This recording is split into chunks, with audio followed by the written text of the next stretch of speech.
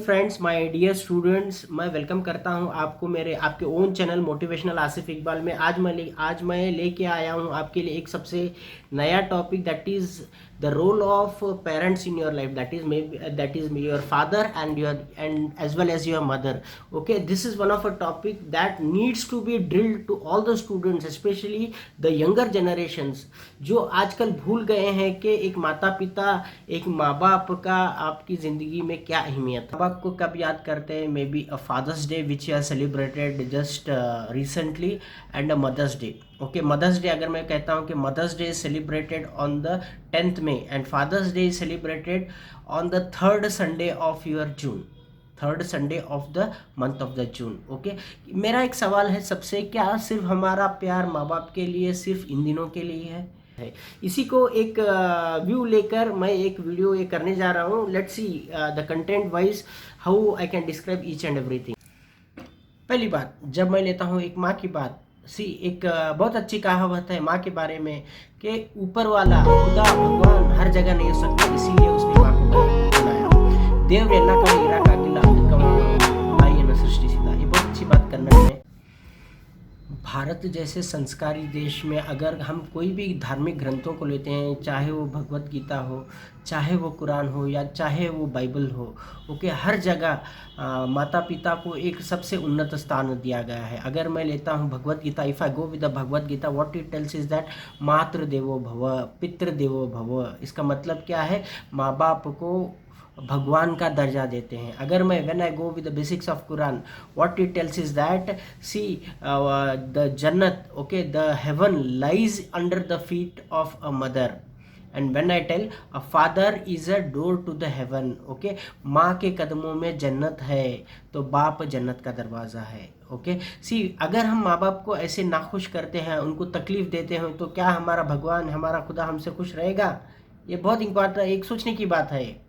Okay, इसीलिए कहता हूँ, first of all love and respect as well as care for your parents. मेरी जिंदगी में कभी कोई गम ना होता, मेरी जिंदगी में कभी कोई गम ना होता अगर तकदीर लिखने का हक मेरी माँ को। ये एक माँ का मर्तबा है, ये एक माँ का प्यार है जो शायद कभी कोई नहीं दे सकता। इसीलिए अपनी माँ की इज्जत करो, उससे प्यार करो। द नेक्स्ट थिंग जो मैं डिस्कस करना चाहता हूँ वो एक फादर के बारे में है। अगर एक बाप की ज़रूरत, एक बाप की अहमियत, एक बाप की इम्पोर्टेंस आपकी लाइफ में जाननी है, तो कभी अपने अंगूठे के बिना आप काम करके देखो, पता चल जाएगा कि कितना डिफिकल्ट होता है काम करना। इसी तरह एक फादर का रोल रहता है। See when your father is there, you don't realise the importance of a father. Ask a person who has lost his father at an early age. Okay, see एक बाप की अहमियत ऐसे रहती है एक छाँव की तरह। ओके, जैसे एक छाँव नहीं रहा तो एक इंसान कितना परेशान हो जाता है, उसी तरह एक बाप नहीं रहने की वजह से एक बच्चे को इतनी तकलीफ होती है। इसीलिए अपने फादर की रिस्पेक्ट करें। सी ये बहुत इंपॉर्टेंट चीज़ है, आज हम भूल गए कि दिन में एटलीस्ट 5-10 मिनट अपने माँ बाप के साथ गुजारो, अपने फादर के साथ गुजारो। जाके पूछो क्या चल रहा है, क्या प्रॉब्लम हो रहा है। See how happy your father feel, he feel that my son is the most matured person in the whole world now. Okay, ये करके देखो आप, how your father respond to that. See ask him whether the amount what he is spending on you, maybe it is a burden on his pocket. Okay, ये सब ये सब एक important चीज़ है, एक अहम अंग है आपकी ज़िंदगी के। एक बहुत अच्छी कहावत है कि maturity comes with age. Okay, समझदारी इंसान को उम्र के हिसाब से आती है, बट मैच्योरिटी एक कहावत है कि maturity comes when you understand the small things of your life, when you feel that whatever the amount what you are spending in your life, is it a burden on your father's pocket. जब आपके अंदर ये realisation आता है, मैं कहता हूँ कि आप जिंदगी के अंदर एक सबसे समझदार बेटा या फिर बेटी बनोगे। ओके, एक फादर के लिए एक कोड देता हूँ। सी एक बहुत one of beautiful way I just want to represent in the form of a poem. और एक बात बताना चाहता हूँ इस फादर के बारे में। एक बहुत स्पेशल है कि माँ अपना प्यार जता देती है पर बाप अपना प्यार जाहिर नहीं करता, क्योंकि अपने दर्द को भी नहीं बताता। एक बहुत अच्छी एक पोएम की तरह कहा गया है कि बिना आंसू और बिना आवाज़ के जो होता है वो बाप। ओके, बहुत बड़ी एक बहुत deep understanding, you can understand that how your father is thinking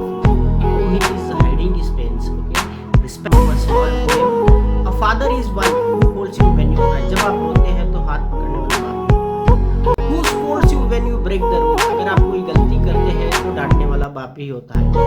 Who shines with pride when you succeed. अगर आप कामयाब होते हैं तो पूरी गांव भर ढिंढोरा पीट के बोलने वाला बाप ही होता है. And who has still faith in you when you fail.